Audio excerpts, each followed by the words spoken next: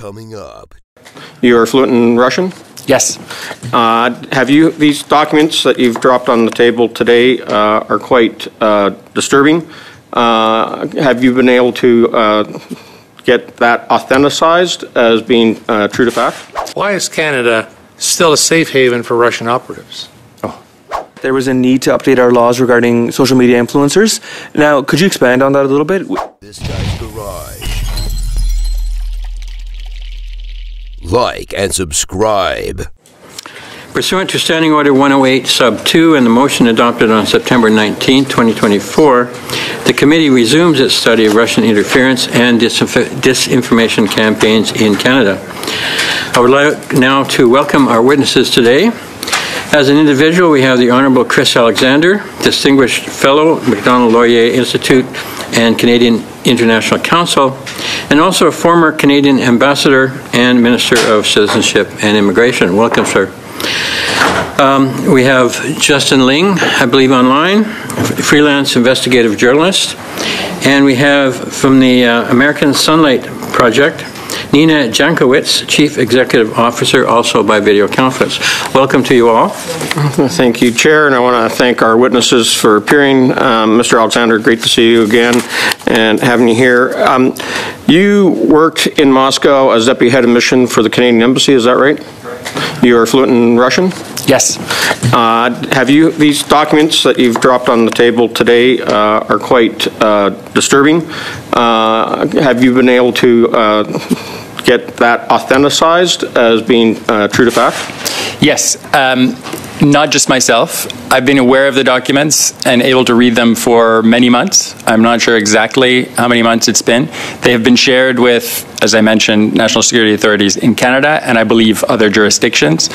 And many hands, not just mine, have gone to the people they know in the world of expertise around KGB documents to authenticate them.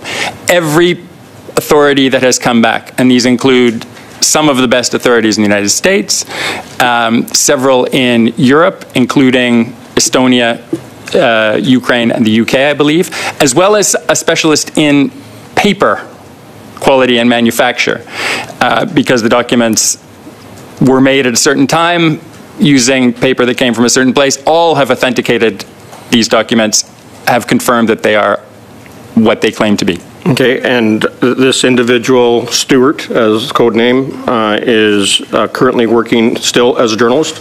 Correct. You will see in the documents that he is named there very, very clearly in cursive handwriting as David Pugliese, who has been working as a journalist in Canada for, ever since. So that reporter is very familiar to me as because he reports also on national defense. Is that why KGB would have been interested in making use of him to collect information to share with the Kremlin, in addition to using his cover as a journalist to do so? Would he have been duping CAF members and the Department of National Defense and others? Absolutely. His subsequent career, I'm not sure how many years of it, I haven't analyzed it completely, did focus for quite a long time on national defense, national security issues. Those issues would, for obvious reasons, have been of great interest to Russia's intelligence services, particularly in this recent period when they've been engaged in overt aggression against Ukraine and other countries. At the time when he is recruited, which is what these files tell us the story of, it's not clear what he's going to do as a journalist. He's starting out. He is, I think, the Ottawa Citizen is mentioned as a first employer. I'm not sure what he was working on at that time, but later, one of his main areas of focus was national security and national defense, as you say. Okay, I think that we'll need some time to digest the information that's in here. I'm just wondering, that this has been handled. You said it's been handed over some time ago to Canadian intelligence agencies. Which intelligence agencies would have received this intel? From what I know, I was not the person doing the handing. It was given to counterintelligence authorities and law enforcement authorities within the Department of National Defense, as well as CSIS. Okay, do you believe that those briefings would have been carried up the chain and investigated and shared with the Prime Minister and Minister of National Defense and Minister of Public Safety? I can't speak for the highest levels, but I know that, from my experience of working with these agencies over many decades, that they are absolutely assiduous in briefing their superiors, and this would have been considered a very serious matter, which would have required internal attention. It's also an issue that was probably looked into even before these documents arrived, so it may have been an opportunity to connect some dots. Okay, I'm going to change topics a bit. We know that the Government of Canada, through the Canadian Media Fund, recently financed through TVO a Russian propaganda film called Russians at War to show the appearance of empathy for those Russians who have invaded Ukraine. Was definitely filmed illegally on Ukrainian territory. How disappointing, I'll direct this to all three witnesses. How has Russia been successful in making use, again, a former RT reporter who was able to produce and direct this film using taxpayer money here in Canada?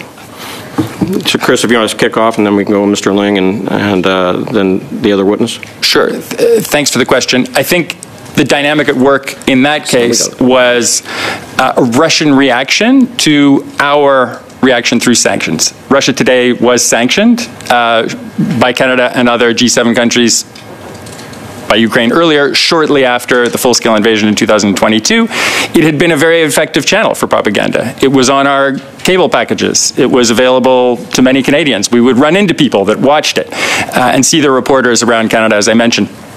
That was no longer available, so they tried to find other ways to get Russia Today's propaganda in front of Canadian audiences. Film festivals were one way to do that. This is a film that was clearly made with that objective in mind and should be considered a war propaganda film in my view. Because I'm running out of time here, just one final question. Today it was announced that the Government of Canada has removed Denis Kameshev, who is a director of Gazprom Bank, from the sanctions list. He was sanctioned in 2022.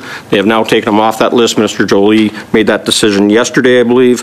How dangerous is it for us to take people off the list that are actually helping fund Putin's war machine and their invasion in Ukraine? In my view, it sends absolutely the wrong signal. Gazprom, whether someone is a former executive or a present one, was central to that war machine, central to Russia's intelligence operations, their disinformation operations. There are many more people who could, in my view, and should be sanctioned, some resident in Canada, some resident elsewhere, to strengthen our hand in helping Ukraine win. What is Tenant Media and what is their role in this operation? How would you describe that? Yeah, I mean, certainly the allegations filed by the Department of Justice are still that, allegations. No one has been convicted. But as laid out by the Department of Justice, Tenant Media was a more or less a talent agency meant to finance partnerships between right-wing influencers in the U.S., to find them sponsorships, deals, to finance their increasingly impressive revenue streams. And as we've seen from this indictment, it was financed to the tune of some $10 million by Russia Today. And not only was it financed, Russia Today basically set the editorial line for much of the content produced by these influencers, edited the videos, asked them to share specific pro-Kremlin talking points. And this was not some time in the distant past. This was last year, according to the indictment. And we have to believe that this is probably not the only operation to look like that. We know that since Russia Today has been either banned or sidelined in the West, Russia has been looking for other avenues to spread its message to captive audiences, particularly on the political right, but also on the political left. And we have to imagine that there are probably other media organizations like Tenant Media who may be part of this alleged operation. And just as a last point, it's frankly pretty embarrassing that this information had to come out from the Department of Justice. The Canadian government should have had a hand in revealing this information and tipping its hand in terms of what it knows about whether or not tenant media also delivered some of these services or other groups like it in Canada. The closest we've gotten recently, and just to highlight this last point, the closest we've gotten recently with a comment from the Prime Minister at the Foreign Influence investigation, public inquiry, suggesting that Tucker Carlson and Jordan B. Peterson have been taking this Russian money. We've not gotten any evidence from the government as to whether or not they have anything to back that up.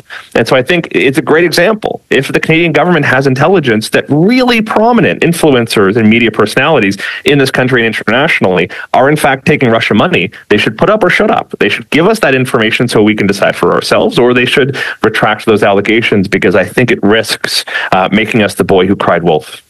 We've heard testimony about the Psychological Defense Agency in Sweden, who's had to combat Russian disinformation.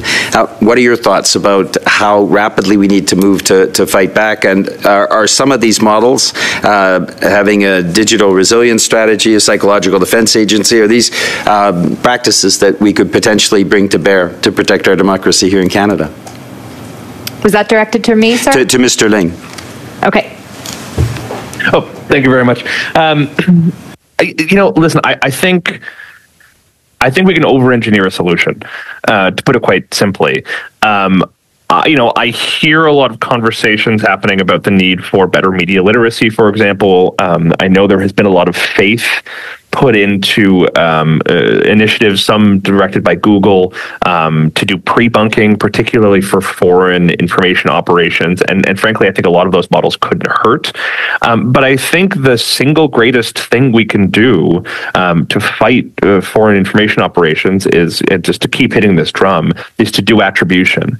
But more than that, if I can just extend this a little bit, is to build faith that if these operations happen, the government or our security services, or both, will tell us. I think beyond that, building faith in our media, our responsible media, given some of the testimony we've heard today, our responsible media is very, very important, right? There have been, I think, some very careless comments made over the last year around the issue of foreign interference, suggesting that journalists in Canada are on the take for China or other countries. And I think that does a lot of damage at a time when we need to actually be investing faith and trust in media, especially when they earn it, to help us combat these malign foreign efforts. And this goes doubly true for the social media platforms where some of this fake content lives and exists and thrives in some cases. So this is all to say that, doing this sort of psychological defense is super important. But I think we need to make sure that the public can have faith that they are being told the whole truth about who is targeting us, when, and how it's happened. Thank you. I'm going to have to cut you off there. Thank you very much, Chair. We have heard repeatedly that a lot more can be done to combat Russian disinformation. Now, Mr. Alexander, I'll ask you, how would you say Russian disinformation has shaped the Canadian public discourse, and how has the tactics, the propaganda tactics, changed from, say, your time, like I was going to say 20, 25 years ago, to today, and how does that impact that public discourse? Well, first on how it's changed. In the 90s, in the Cold War, everyone was alive to Soviet propaganda. Maybe in the period of glasnost, less so, but it was a real issue. There were real measures to counter it. There was no access of Russian television. There might have been some shortwave that you could get at home, but to your television set or your radio and so forth. So when the Cold War ended and Soviet Union broke up, we kind of discarded those defenses and decided we were all going to work together to build up free media and cover the world. CNN went to Moscow. We got rid of Radio Canada International. We didn't think those Cold War institutions were necessary. Then the social media platforms came along. And I don't think there's been a greater gift given to malign actors, particularly states, but also non-state actors, to influence our publics than those platforms, especially X, which is totally unmoderated now, but the others as well. You've heard from some of them, they don't do enough. They don't know, things have to reach a certain threshold for them to act. So our defenses are weaker. Social media is what we call an attack surface for these malign actors, Russia, China, Iran, and others, that they are using in ways we still don't fully understand. And then everything else supports that. They will get an influencer whose video will go on all these platforms. They will throw stones into the mill pond to see which one creates the most disruption, to see which one gets traction, which one goes viral, and then use their assets to spike that up. They will try and target AstroTurf, as Justin Lang put it, certain individuals because they don't like them. And what's been the impact? I think it's polarized our politics. It's destroyed the moderate middle that used to be sort of the glue that held together our political debates. Not destroyed it, but weakened it. And look at the G7. I haven't mentioned them all, but not Canada, but our colleagues, allies in the G7. Every one of those countries has a political party or political parties that are co-opted by Russia to some extent. Look at Germany. The Alternative für Deutschland, the Sarah Wagenknecht party. She is spouting Kremlin propaganda all the time. And the SPD quite often is doing so as well. And I could go through all of them, but it's a disaster. That would not have happened without social media. It would not have happened without the investment of tens of billions of dollars by Russia and others. And it would not have happened if our defenses had not been so weak. So, and I guess this question is for all three. We had a witness come at the early stages of this study and ask us a question. And the question was, why is Canada still a safe haven for Russian operatives? And I'll start with you, Mr. Alexander. Keep in mind, I only have a minute or so left. I'd like to get the responses from the other witnesses as well. I'll give a very simple response. Since the major invasion began of Ukraine in early 2020, we haven't expelled, to my knowledge, a single Russian diplomat. There are 60 plus of them in the country. I used to take part in such expulsions. Went to the foreign ministry in Moscow, did it in Ottawa several times for much lower offenses, much more innocent forms of undiplomatic activity or espionage activity. Now they're invading a country and we haven't touched them. And Canada has a special relationship. It's bizarre. It deserves to be questioned. There should be action. There's 60 plus of them here. I think 14 of our diplomats there. We should pursue parity, take action, and it's leverage that we have. When they do something to Canada, when we find this kind of interference in Canada, we should be exacting a price from their side. That's the only language they'll understand. Thank you. Mr. Ling? Yeah, I can give you the really quick answer, which is they know we won't call it out, and they know we'll be inclined to think that they wouldn't do it here and to accuse each other of being responsible for it instead of the Russian government. Mrs. Jankowicz? Yeah, I mean, I agree with Mr. Alexander. I think it's pretty shocking given the thousands of lives that Russia has taken in Ukraine and the large Canadian-Ukrainian diaspora that there has not been any expulsions since February of 22. Thank you, Mr. Motz. You said in your opening testimony that there was a need to update our laws regarding social media influencers. Now, could you expand on that a little bit? Did you mean that in terms of the Elections Canada Act or in terms of regulations for social media companies in particular?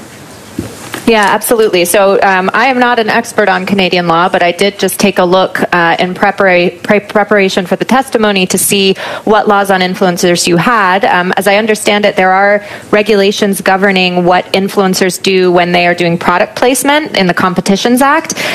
In the Elections Act, as I understand it, folks are only required to disclose if they've been paid for content if it's coming from a political actor themselves. And so with something like like tenant media, where you might want a disclosure saying, where is this money coming from? Also encouraging the influencers themselves to know their customer and know who they're doing the bidding on behalf of, which the Americans in the case of tenant media did not. Essentially, there's a loophole there, right? Because it's just a media company, they're paying them to create media, but they're creating political content. And so what I would argue is that you might need to close that loophole by encouraging influencers who are creating political content to also have those sorts of disclosures if they're being paid by someone, and encourage that sort of know your customer behavior that so many banks engage in. And do you think the social media companies will comply if the regulations are put on them, or no? Well, they have done self-regulation when it comes to political advertising in the United States. It's not flawless, and frankly, a lot of stuff falls through the cracks. But I actually think this should be on the influencers themselves, that just like when you're placing a political advertisement on TV, on radio, or in print, you're required to say who paid for that political ad. The same should be true of content that's created that is seemingly authentic, individual creator content that's being posted on social media. Great, thank you. I'll pass it on to Ms. O'Connell. Thank you. Thank you all for being here. Your testimony has been really, really helpful, and we will not have enough time. But following up on this, Ms. Jankovic, and again, I hope I'm saying that as correctly as well, part of the tenant disinformation, influencer indictment, one of the things that is being claimed is that these so-called influencers didn't know they were being paid for by Russia. Find that hard to believe. There should be some responsibility on that individual to know who's paying them if you have any integrity. But in terms of your specific recommendations around closing loopholes, how do we help manage that if even if they disclose it's a political ad or it's being paid for, but as you said in your testimony earlier, there was an intermediary for those payments. Do you have any advice on how we should address that?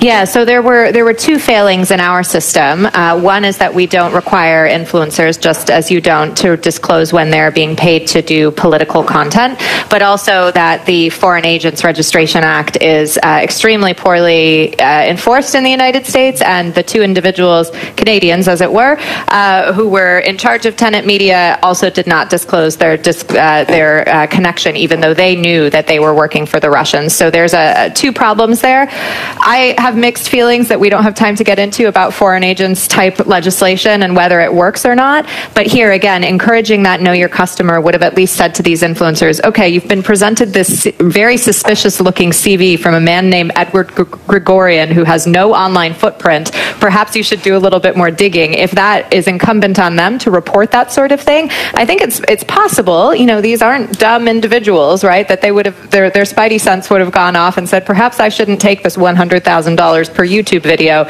because this guy doesn't seem totally legit.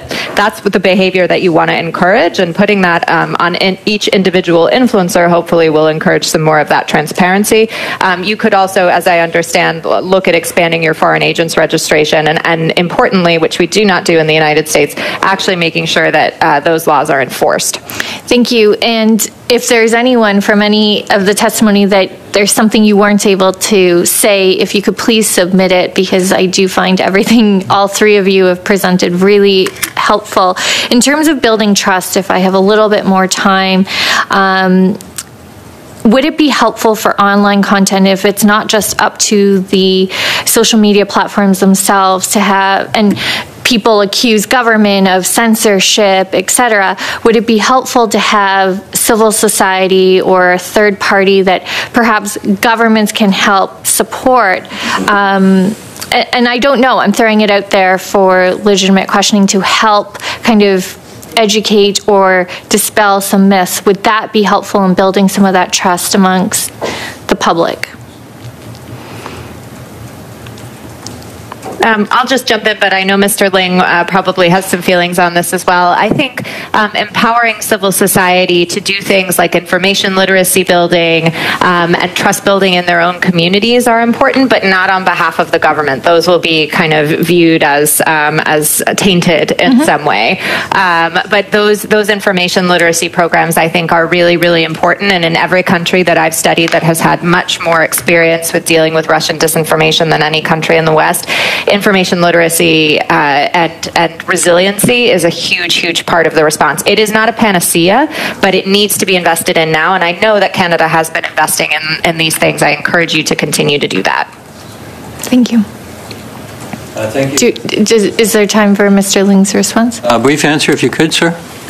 Yeah, I mean, incredibly briefly, I think creating, maybe it's too cute, but hall monitors for information on social media probably won't deliver the results you want to, and I think it will become a sort of pariah for political actors and partisans and malign foreign actors to seize on. I think you have to, I think Ms. Janowitz pointed out very, very well, go after the technological amplification that helps distort the conversation. Botnets, for example, great conversation point. Malign and distorting algorithms, great place to start. Start creating consequences for platforms that don't clean up their act. I think that is going to be infinitely more effective in creating sort of healthy domestic conversations that won't get polluted by money from the outside.